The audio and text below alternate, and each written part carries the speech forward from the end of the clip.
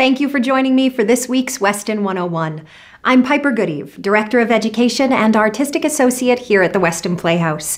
Today we're going to explore the musical Once, written by Enda Walsh, with original music by Glenn Hansard and Marketa Irglova. Once is based on the 2007 John Carney film of the same name. The film won the Oscar for Best Original Song for Falling Slowly, which was also nominated for a Grammy. On Broadway, the musical was nominated for 11 Tony Awards and won 8. Once began its theatrical journey at the American Repertory Theater in Boston in 2011. It then transferred to the New York Theater Workshop in New York City and opened there on December 4th. Producers actually announced the show's transfer to Broadway before it had even opened off-Broadway. It moved to Broadway in February of 2012 and closed in 2015. The production played 1,167 regular performances and 22 previews by closing time. The Broadway musical features all the same songs from the movie, as well as 2 original songs written for the theatrical production. Adapting movies into musicals is not a new trend. Notable musicals taken from the big screen include Hairspray, Catch Me If You Can, Ghost, 9 to 5, Shrek, and the brand new musical currently in previews on Broadway, Amelie.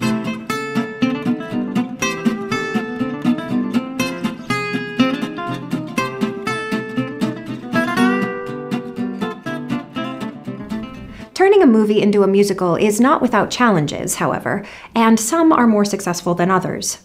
Getting the storytelling right is part of the workshop and development process in any show, and this also applied to Once. In his review of the New York Theater Workshop production, Ben Brantley wrote in the New York Times,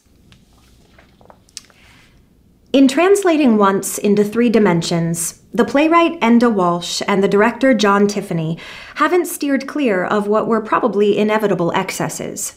The script is now steeped in wise and folksy observations about committing to love and taking chances, most of which are given solemn and thickly accented utterance by Girl, who is Czech. Guy has been transformed from a shaggy nerd into a figure of leading man handsomeness, while Girl has turned into a full-fledged version of what she only threatened to be in the film, a kooky, life-affirming waif who is meant to be irresistible. But a merciful reversal occurs when Once breaks into music, which is often. Characters become less adorably overwrought and more genuinely conflicted, with distinctive personalities instead of standard-issue ones. The songs soar with rough-edged, sweet, and sad ambivalence that is seldom visited in contemporary American musicals."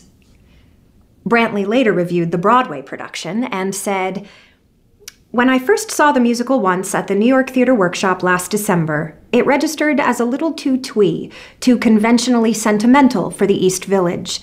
Yet on Broadway, what is essentially the same production feels as vital and surprising as the early spring that has crept up on Manhattan. And what was always wonderful about Once, its songs and its staging, has been magnified." We are very excited that Weston's Associate Artistic Director, Michael Barres, will direct this summer's production of Once.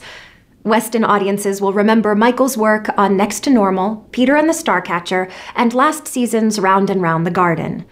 Before becoming a director, Michael was an award-winning actor, performing lead roles on Broadway and the West End. He was nominated for a Tony Award and an Olivier Award for his performance in Kiss Me Kate, and won an Obie for directing the off-Broadway production of Title of Show, which he then directed on Broadway.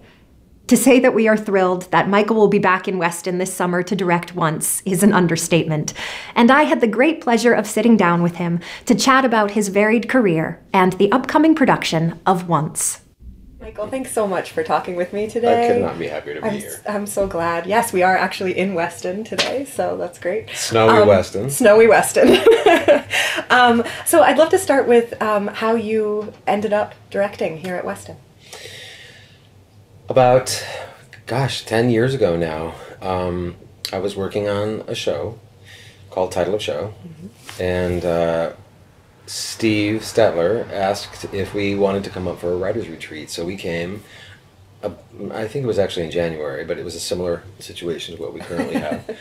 And we were here for about a week, that show did eventually make it all the way to Broadway. We had about 2 years of development on it, and we got more accomplished in 1 week at 646 Main Street than we did in 2 years of development anywhere else. That's amazing. And I sort of thought, there's something in the water up in this place in Weston that helps us get things done. So it's been 10 years. That's how I first came.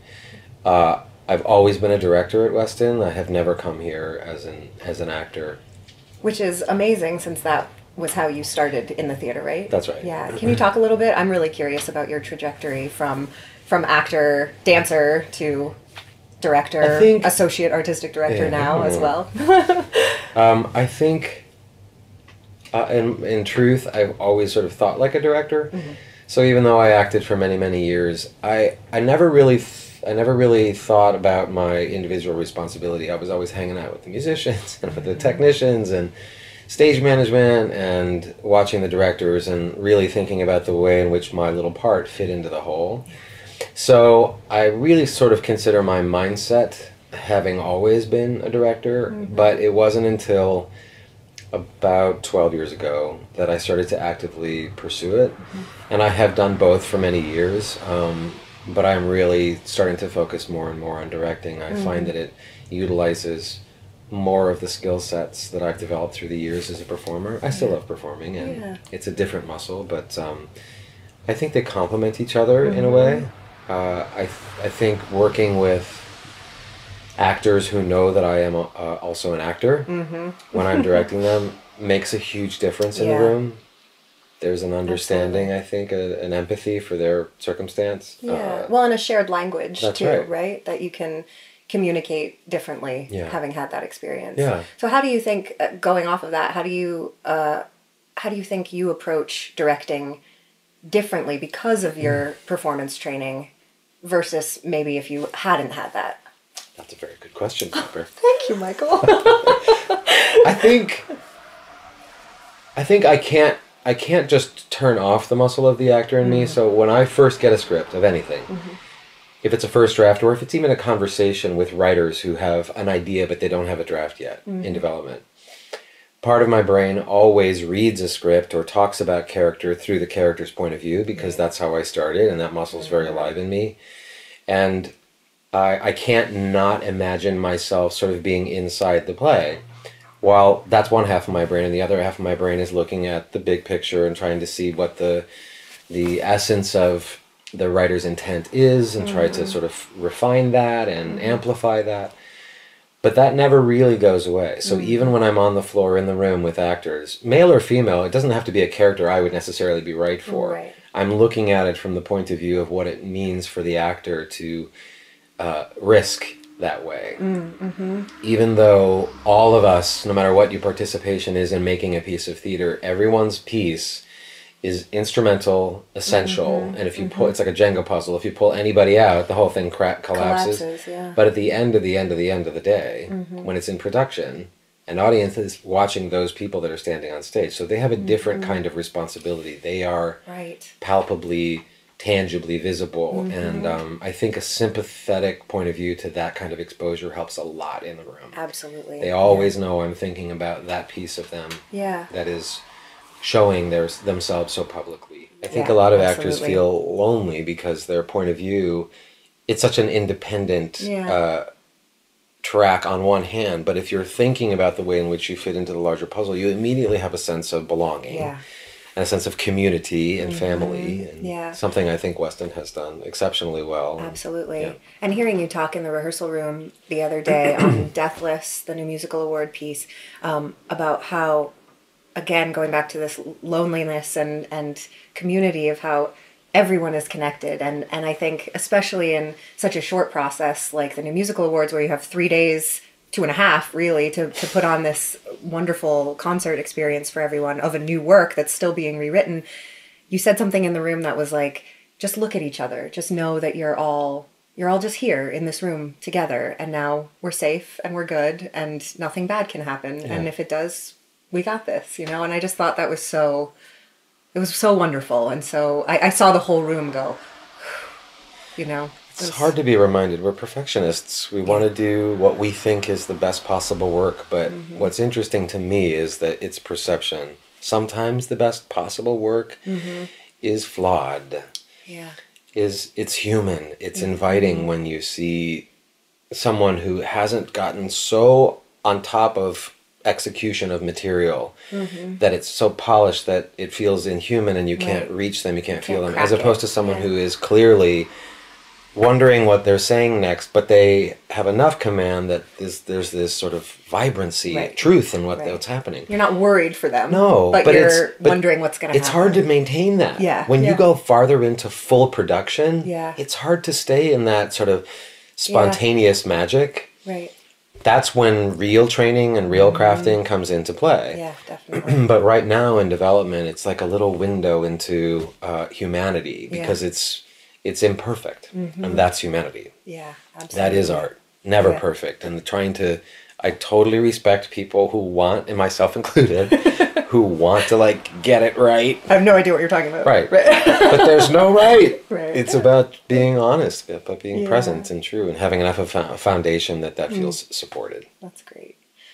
I think that's a great segue right into Once, Humanity, this show. Indeed. Once. For those people who are watching, can you tell us a basic plot outline of Once? Once, some people may know it because it was originally a film that was, it's not autobiographical, but there are elements of real truth in it from the author's point of view.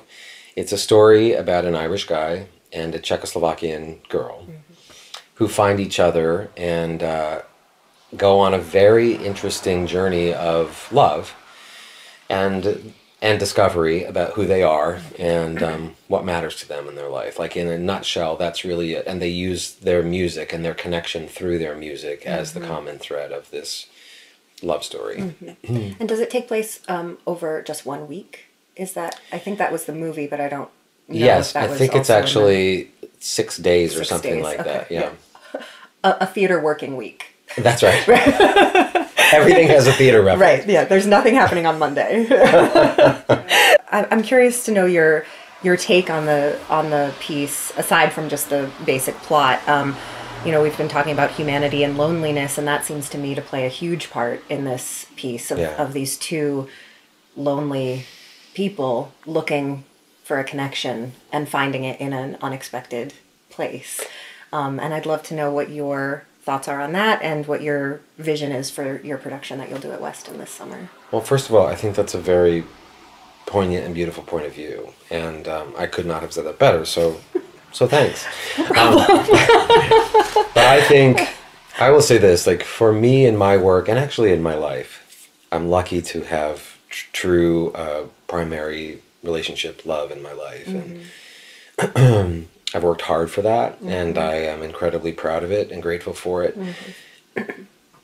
But in art, I feel the most beautiful love stories to me, the most intriguing, the most nuanced, rarely are they about a primary relationship. Rarely are they about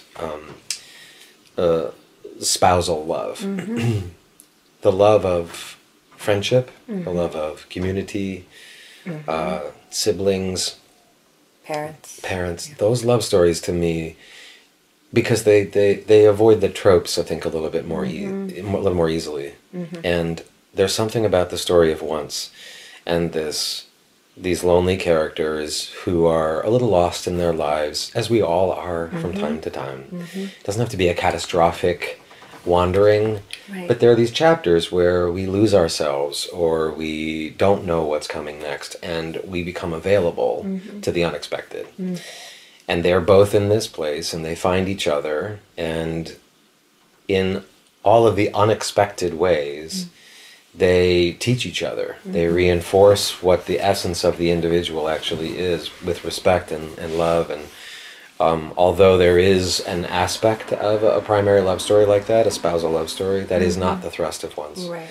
And that's one of the reasons why I was most interested in doing this show, is I think it is an exploration of a facet of love that is more universal. And I think it's done exceptionally well.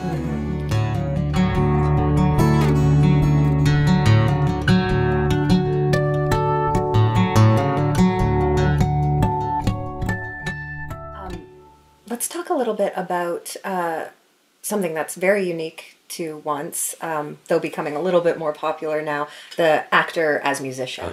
And I'm curious if you've ever directed a show that has had that combination, or if this will be your first time doing I haven't, like that? but I am also a musician. I started as a musician. Oh my gosh.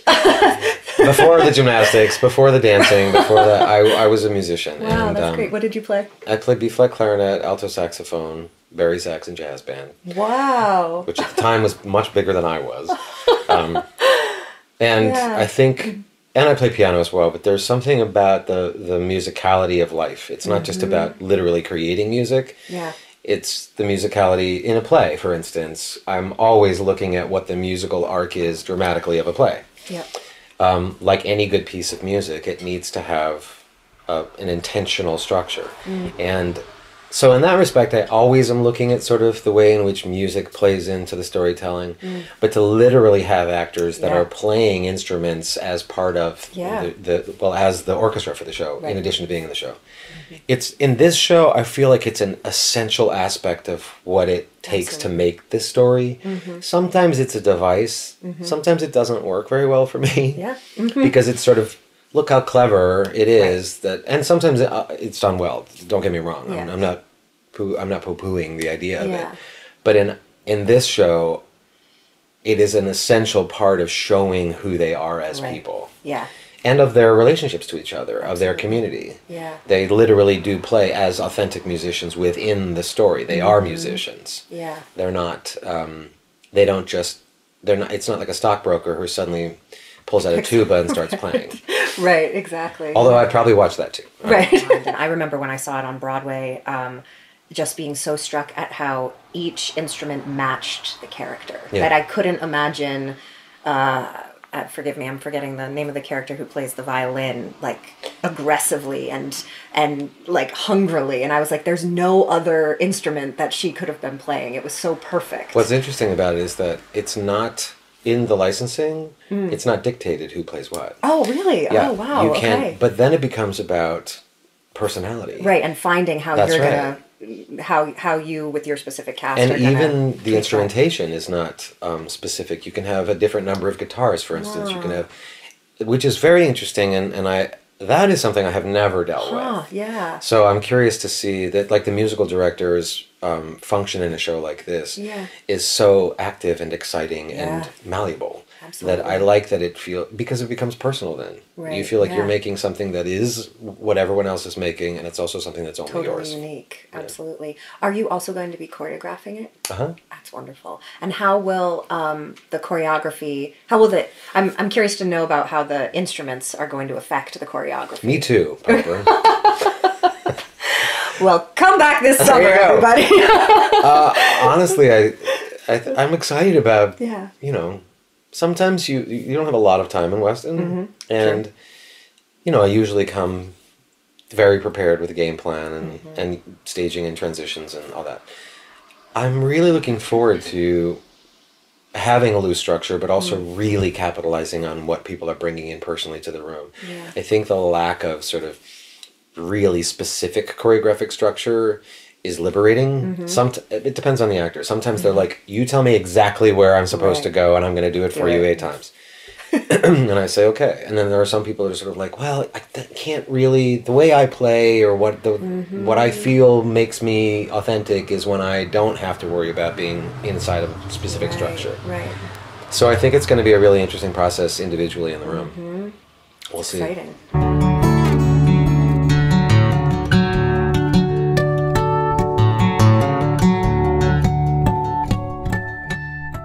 So I'd love to talk about the design concept for Once and what your thoughts are about that.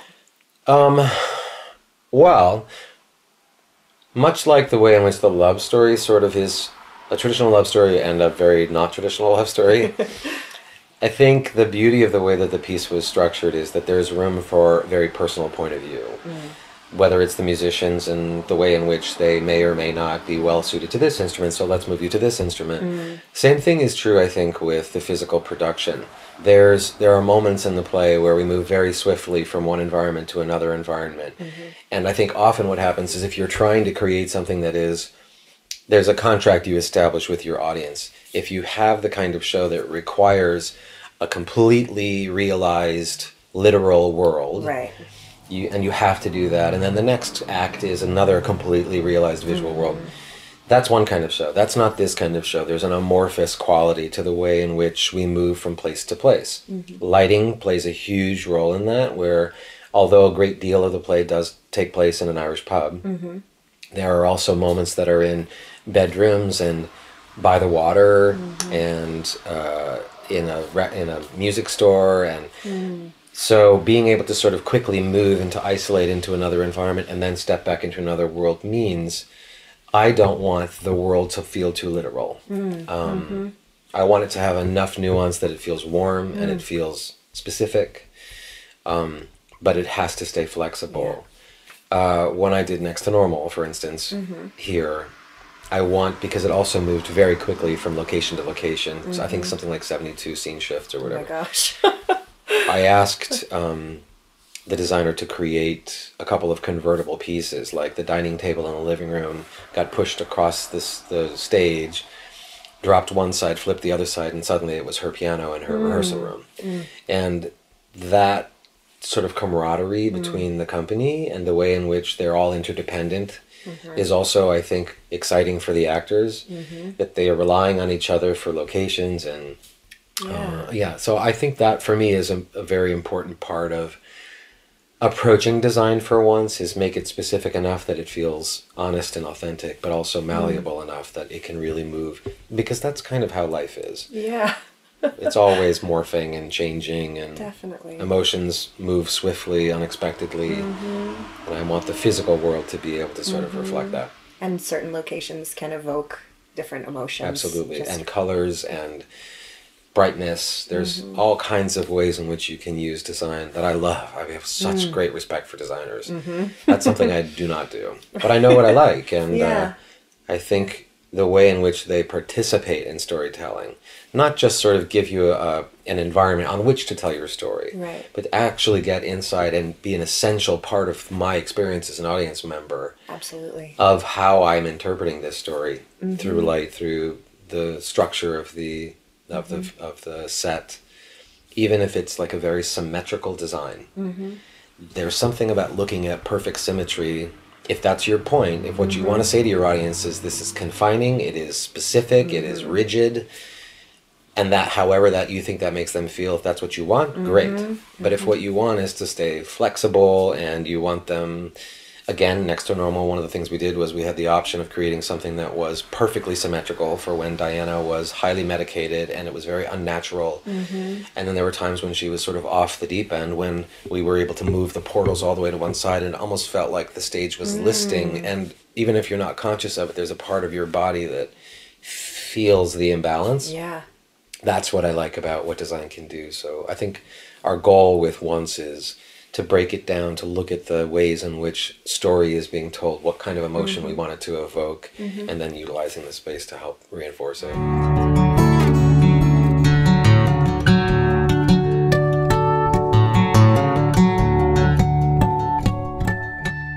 When you are working with a designer, when you first meet with them about a new production, how much do you bring to the table and how much do they bring to the table at the first meeting? It depends. It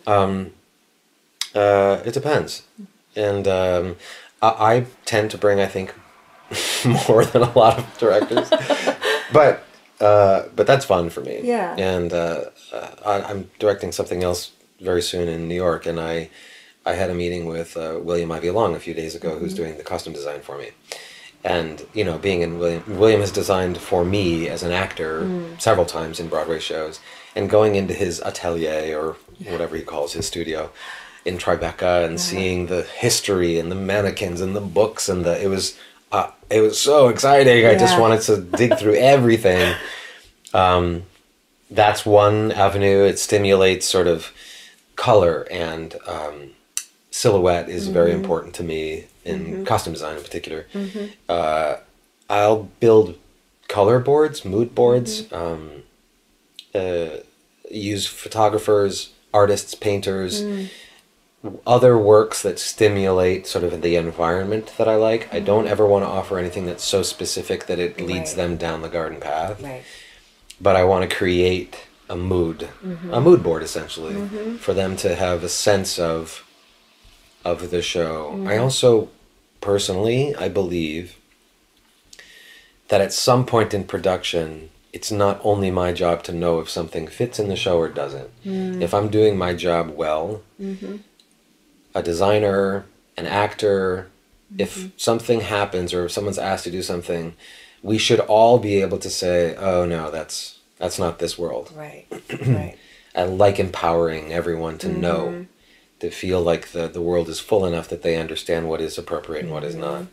And that comes, I think, from stimulating the conversation, and then it never fails. I'm just awestruck at what comes back. Like things I could never conceptualize come back, and I just think that it's exciting that they'll take whatever inspiration they got from me, but also it gets filtered through another vessel. Right. Actors too. Yeah, that's the excitement about the collaboration of it all, right? Yeah. And what you hope for in a production. It helps us all like expand. Yeah. We all grow. Yeah. And learn something new from everybody, from directors, from designers, and learning something more about how we tell the stories, I think is exciting. Yeah. And knowing that this is far out, it is March, and you don't start rehearsals until June. Right. I'd love to know, and knowing that this will change once you get into rehearsal and production, what is your favorite moment of Once? Well, I think that remains to be seen, but I really do. There are many moments in the show, I think, that appeal to me personally as a person and my priorities in life and what the show is actually saying. But strangely, for me, I guess I would say right now, as far as story content, not necessarily the moment. Yeah. But when you realize that the trajectory of this relationship is perhaps not going to the place where you think you're hoping you want it to go. My goal is, without giving too much away, my goal is for people to suddenly feel the disappointment of that, because we all are trained in this culture to want the ending that we're being led to. That a new conversation opens up when you start thinking about love in a different way. And I think that turn in the story, when we realize it's not going in the direction that we think it's going to go, I think is probably my favorite moment. Yeah. Well, I'll ask you again in June, and we can reassess. Yes. Who knows? Who knows? Great. Thank you so much, Michael. This was so wonderful. You're wonderful. So excited. Thank you. I'm so excited that you're here, and that you're going to be here for the summer. And I look forward to seeing you again in June. Thanks, Piper. Thank you.